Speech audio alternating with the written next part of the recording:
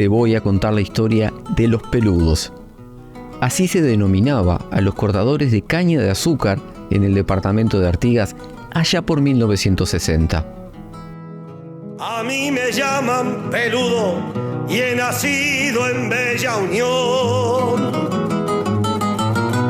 Y he nacido en Bella Unión. Soy uno de los que pudo meterle miedo al patrón. La primera huelga y la primera de las 5 históricas marchas a la ciudad de Montevideo, protagonizada por la recién creada Unión de Trabajadores Azucareros de Artigas, la UTA, en 1962, son hitos en la historia del sindicalismo uruguayo. He venido caminando desde Artigas hasta acá. Desde Artigas hasta acá, todo el camino gritando ¡Viva Sendic Utah! Bella Unión, Artigas. Su sello distintivo en Uruguay es la producción de caña de azúcar, ya que es el único punto del país donde se cultiva esta especie. La producción de caña, que comenzó en 1940, ha pautado la economía y la sociedad, produciendo un sujeto, el peludo, o cortador de caña, que ha sido activo protagonista de la vida política de la zona y el país, a través de la Unión de Trabajadores Azucareros de Artigas.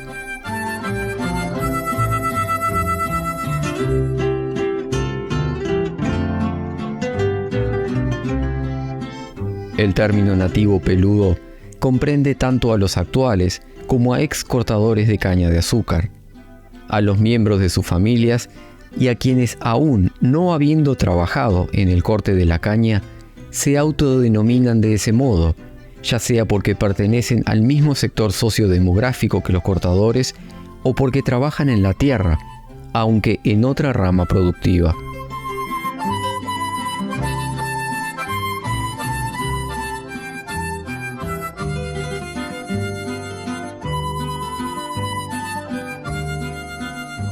Raúl Sendic, fundador y máximo referente de la UTA a comienzos de la década de 1960, fue integrante y también dirigente del recientemente creado Movimiento de Liberación Nacional Tupamaros, la primera guerrilla urbana de América Latina.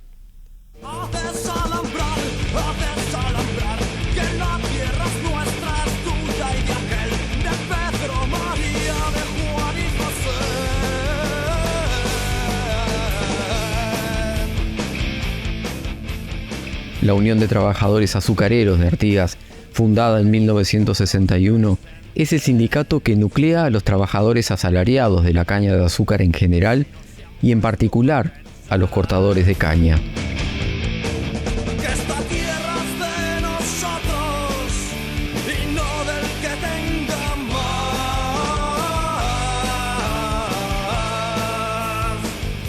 El contexto previo al surgimiento de la Unión de Trabajadores Azucareros de Artigas estaba caracterizado por el total incumplimiento de derechos laborales básicos.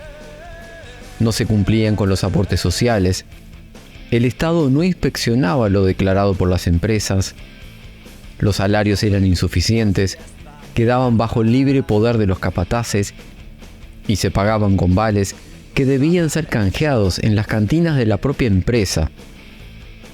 La jornada de trabajo era de 10 a 12 horas, no se respetaban los descansos semanales ni se pagaban licencias.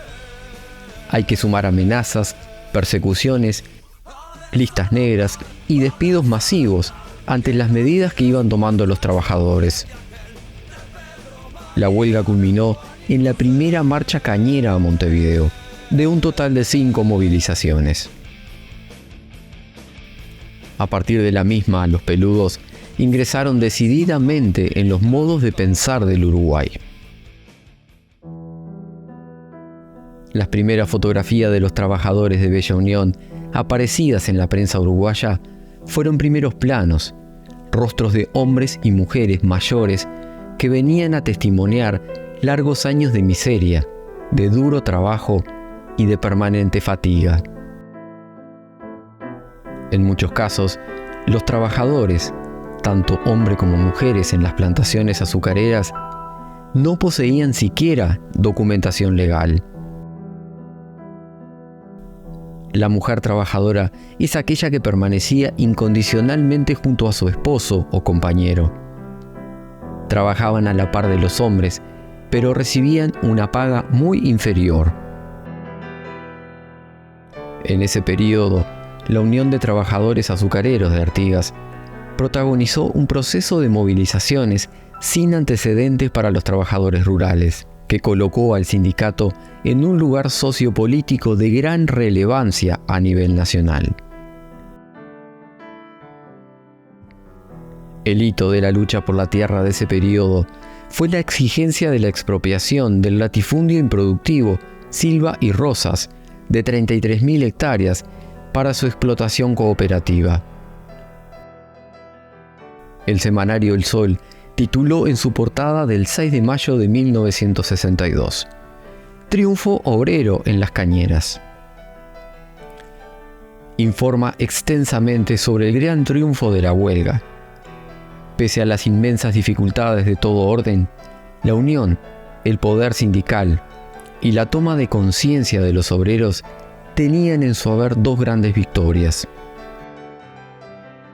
Por un lado, el haber logrado que en Montevideo, esa capital tan lejana e indiferente, se hablara de los trabajadores azucareros. Y por otro lado, un hecho que ni siquiera los magnates azucareros podían ignorar. Los peludos habían dejado de ser esclavos, pasando a ser hombres y mujeres dispuestos a luchar y defender sus derechos. A mí me llaman peludo y he nacido en Bella Unión. Y he nacido en Bella Unión. Soy uno de los que pudo meterle miedo al patrón.